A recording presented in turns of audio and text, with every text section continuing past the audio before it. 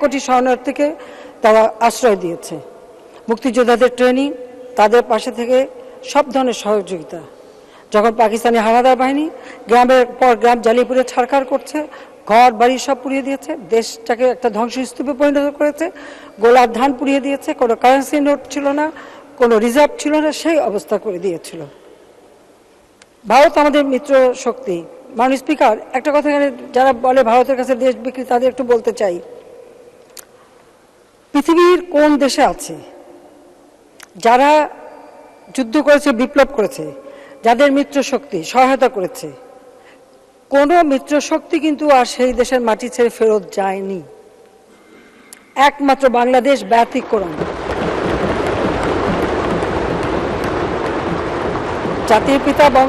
জাতির পিতা বঙ্গবন্ধু শেখ মুজিবুর রহমানের মতো বলিষ্ঠ নেতৃত্ব ছিল, এবং ওদিকে ইন্দিরা গান্ধী, তিনিও স্বাধীন চেতা ছিলেন বলেই যে মুহূর্তে জাতির পিতা বলেছেন যে সৈন্য, ভারতীয় সৈন্য ফেরত নিতে হবে, সেই মুহূর্তে তারপরেই কিন্তু সেই ভারতীয় সৈন্য ফেরত চলে যায়।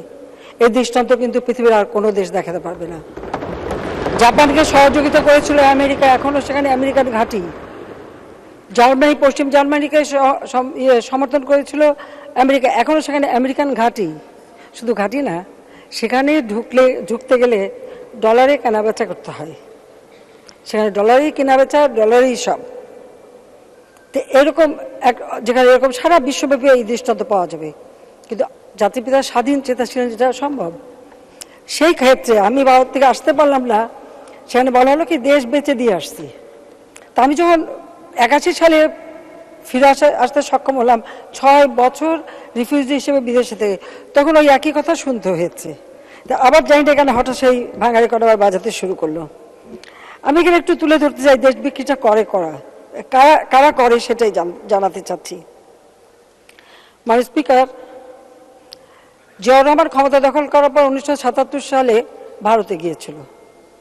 আপনারা জানেন যে গঙ্গা পানির চুক্তি, এটা সমঝোতা হয়েছিল। 44,000 কিউসেক পানি জাতির পিতা নিয়ে এসেছিলেন, এবং একটা চুক্তি সম্পূর্ণ হওয়ার কথা ছিল, এবং 25 বছরের একটি চুক্তিও করা হয়, যেখানে আমাদের ছিটমহল বিনিময় থেকে শুরু করে যে সমুদ্র সীমা আইন জাতির পিতা করেছে সেটা বাস্তবায়ন করা, এই গঙ্গা পানির অধিকার, আরও 54টা পানির অধিকার সহ সমস্ত বিষয়গুলি সেখানে উল্লেখ ছিল। সেটাকে গোলামি চুক্তি, নানা ধরনের কথা, যখন ছিটমহলের কথা বলা হয়, ওই বেরি দিয়ে দিল, নানা কথা শুনেছি, কিন্তু বাস্তবতাটা কি?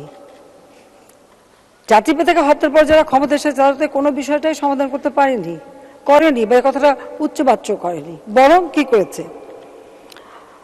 মাননীয় স্পিকার, আমাদের বাজারটাকে ভারতীয় পণ্যের বাজারে উন্মুক্ত করে দিয়েছিল জিয়াউর রহমান। 40টি পণ্যতে শুল্কমুক্ত প্রবেশ অধিকার দিয়ে দেয়।